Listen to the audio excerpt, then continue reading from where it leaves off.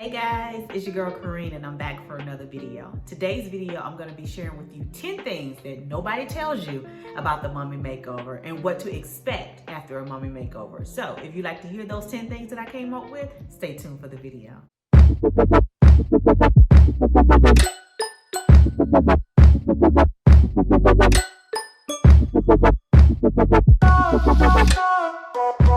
Alright, welcome back to my channel. I'm so excited to bring you this video today because I get asked so many times, what was it like for my mommy makeover? What are some of the things that I went through? And I wanted to share with you some of the things that I experienced that I really wasn't prepared for, but I want to make sure that you are prepared. If those of you that's getting ready to do a mommy makeover, or those of you that's even considering a mommy makeover, I want to leave your mind at ease by sharing some of the things that I wish someone would have shared with me before time. Although I did a whole lot of research, there were still a few things that happened that I was not expecting. Let's get started. Number one, and these are in no particular order, I just want to share them with you. The itching. I was not prepared to itch the way that I did. It was one of those itches that you cannot scratch. It was one of those itches, and I believe that it came from the anesthesia and then also your body healing itself, the wounds and the incisions healing themselves. I don't want to call them wounds, but your incisions healing itself. So there was some nights where I was up like itching and could not sleep. I had to get up and take Benadryl to get rid of the itch. There was some nights I could not even go to sleep because I was itching so bad. So what I did in those situations was went ahead and took me some Benadryl and got myself a good night's rest, but definitely be prepared for the itching. Number two, vomiting. I don't know about a lot of the other ladies that have gone through the mommy makeover. After the surgery, there is a chance that you will become nauseated. For me, my surgeon went ahead and prescribed me some nausea medication, but your girl forgot to take it. Child, I was so trying to concentrate on taking my pain medication that a couple of the days I forgot to take my nausea medication, and I ended up getting nauseated while I was eating, girl, and ended up vomiting, girl. That was the absolute worst thing that I could have done after a tummy tuck. But what I'm telling you is, be sure that if your surgeon prescribes you some nausea medication, take your medicine, honey. Take your medicine. Number three, the soreness from the lipo.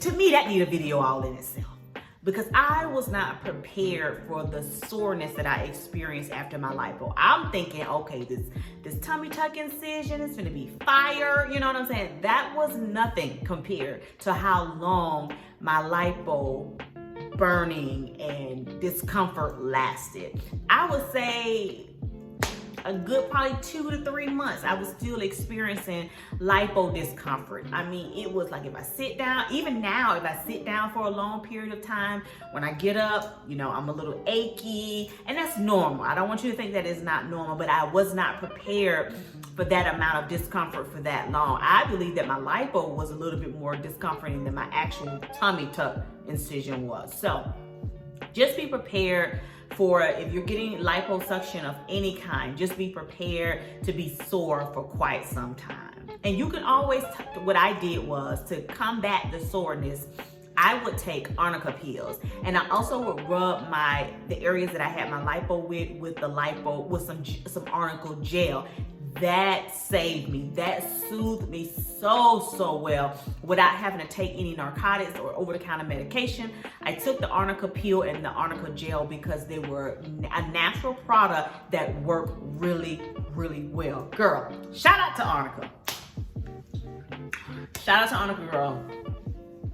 I will leave the link to the arnica gel and the arnica pills. I got them off of Amazon. I will leave them in the description box below so you can go order you some, because girl, if you ain't ordered you none, go ahead and order you some, because you're gonna need it. You welcome. The next one is dry mouth.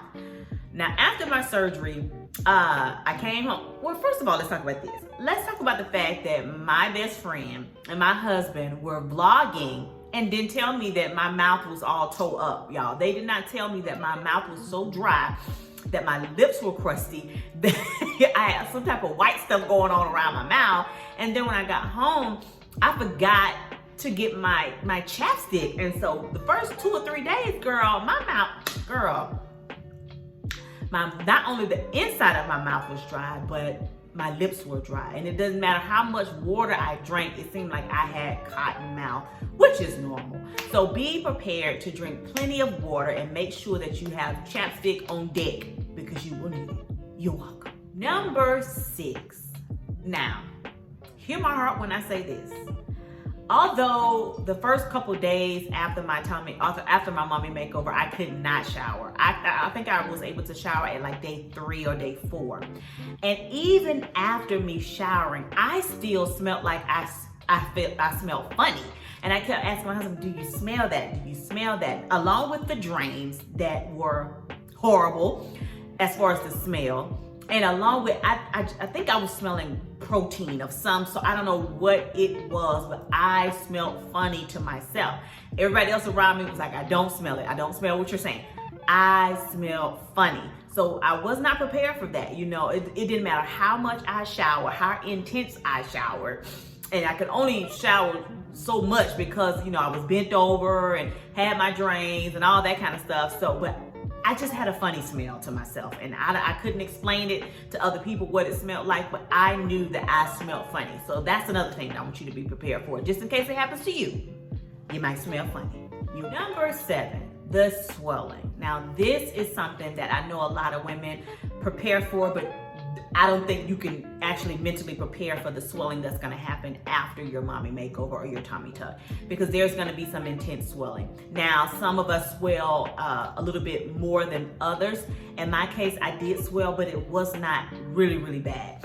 But I did swell, which is common, which is to be noted. And I do think that with the swelling, it's going to take a while before you actually see your results. So with the swelling, even at 6 months post-op, I still swell in the evening time. I work out, I walk at least 2 miles a day. I try to do it every single day. And I also do ab workouts, and sometimes I do HIIT workouts as well. So with that being said, I do swell after my ab workouts, and I do swell at the end of the day because I've been up and about and doing things all day. And so at the end of the day, I do swell. So swelling, according to my plastic surgeon, can last anywhere from 6 months to a year. And the year is where you're gonna see your final results. So just be prepared to swell and know that swelling is normal. Don't be discouraged. Let me say it again. Don't be discouraged. Time will heal itself, your body will heal itself, and the swelling will subside. What I did for my swelling was I did take bromelain, which is a natural tablet that is amazing. I try to take 2 tablets a day. I just really got back into taking and getting on my bromelain because I noticed that when I take it, I do swell less, and it helps out with the swelling. And I also found out if I don't eat a lot of carbs. If my diet is very, very low carb, my swelling is minimum. If I eat a lot of salty or high flavored, salty sodium food, I swell as well. So keeping a balanced diet is the key to swelling. Although you will swell regardless, but it goes to a minimum, at least for me, when I eat low carb and I don't eat a whole lot of salty food. So you're welcome. Number 8, the results are not immediate. I know you're saying, when I get off this table, I want to be snatched to the gods. I want to be looking good. I know you're saying all that, and you very well may. Some women come off the table ready, baby, ready for the runway. But those of us that are swollen, that our bodies are taking a little bit more time to form, you're in your faja, you're in your compression garments, you're doing all the things that your surgeon is telling you to do, just know that your results are not going to be right away. Now, you will see a total difference in what you were before, but you won't start seeing what your body is really going to look like until about, I would say, that 2 to 3 month mark. I'm almost 6 months post out, and I am like, whoa, my body has changed. The jeans that I wore at, 8, 9, 10 weeks, they're too big. So what I'm trying to tell you is, don't go out buying clothes right away. I'm telling you right now. Do not spend your money on buying a whole lot of clothes right away, because the majority of the clothes that you buy in the beginning, you probably won't be able to fit by the time you get to 3-month mark. Because like I stated before, there are some jeans that I purchased when I was about 8, just so happy to get into some jeans because I wore leggings and pajama gowns, you know, for the first 8 weeks of my surgery. When I was ready to get into those jeans, I'm buying size 8 jeans and they were fitting, but now I'm in a whole entire 4 at 6 months post-op. 4, in some cases, it depends on the brand of the jeans. I can wear some 6s because I will say the little bit of weight that I did gain went straight to my butt and my hips. I'm excited about that. But I'm like, I like the idea of wearing a 4 because I have never worn a size 4 ever that I can remember, especially since I became a mom. So save your money because the results will not be immediate. They will come over time. But pace yourself and allow your body to do what it's gonna do, because at 2 months, I bought a size 8 jean and they're way too big now. I had to give them to my daughter because I'm basically in a size 4, sometimes 6, depending on how the jeans or the shorts or whatever I'm trying to wear is made. And especially if it's if I buy in the junior section, it's more of a 6. But if I buy in the women's sections, it's definitely a 4. You're welcome. Number 9, expect to have someone waiting on you hand and foot. You're gonna need help for at least the first 4 to 6 weeks. I wouldn't say that you'll be completely helpless at the 6-week mark. You'll be getting back to yourself by the 6-week mark. I would say you wanna definitely take at least 4 weeks off of work. For me, I was just getting back to really knowing my name at 4 weeks. No, I'm exaggerating a little bit there, but it did take me a while. And I'm a person that likes to go and feels like, oh, I'm gonna bounce back so quick. I got this. I'm not gonna be down long. Give me 2 weeks and I'm back at it, because I'm a real estate agent and I'm also, you know, entrepreneur, and I'm a mentor, and I wear so many hats. I'm a content creator. I wear so many hats, but girl, at 2 weeks, no ma'am. Like my son say, no ma'am, no ham, no kilogram. At 2 weeks, it was like, have a seat, honey. You can't even really barely stand up by yourself. That's why I be so shocked when I see women standing up at like 5, 6 days post-op. I'm like, how? How, girl? Expect, and this is me being realistic with you. Everybody is different. I understand that, but I'm telling you from a realistic point of view, expect to take at least 4 weeks off, because you will need that time to heal. You're going to be, somebody's going to need to be with you, if they can, for at least 2 to 3 weeks. 4, if girl, you good if you could do 4. Like if you have a spouse, or if you have a mom your mom can come and help take care of you, or if you have best friend that can come and see about you, they can switch out, whatever you can. Especially, I'm so grateful that my kids are the age that they are. My daughter's 14 and my son is 11. So they're bigger kids. I didn't have to worry about, you know, somebody coming over and changing diapers and making sure they ate, you know, because they can pretty much fend for themselves, which is great. So I'm telling you, be prepared to be helpless. Literally, for the first 2 to 4 weeks, because even with me, you know, I had some teary moments, y'all. I had some moments where I was just in tears because I felt absolutely helpless. I felt like I was getting on everybody's nerves because I couldn't do anything. I was asking them, can you pick that up? Can you bring that here? Can you do this? Can you do that? But my family was like, why are you crying? That is what we are here for. You know, we're your family. My husband's like, I'm your husband. I love you. This is what I'm here for. Why are you crying? But I just felt so helpless because I'm the one that's used to going and doing and being. Girl, it was a rude awakening for me to have to slow down. But sometimes we're so busy as moms, and we feel guilty for taking time out to heal, and we feel guilty for not being there like we're used to being there. But take this time and heal. Don't rush your healing process. Enjoy being able to just sit around and do nothing. I know this is going to be hard for some of us, but enjoy that time of healing, relaxation, and allowing your family to pour into you, because we pour into our family so much. Allow your family to pour into you and don't feel guilty about it. You're welcome. Last but not least, with my mommy makeover, my pubic area was swollen for about a good month. So I want you to be prepared for that. Those of you that's getting a tummy tuck, prepare for the top, they call it the mons. Prepare for that to be swollen.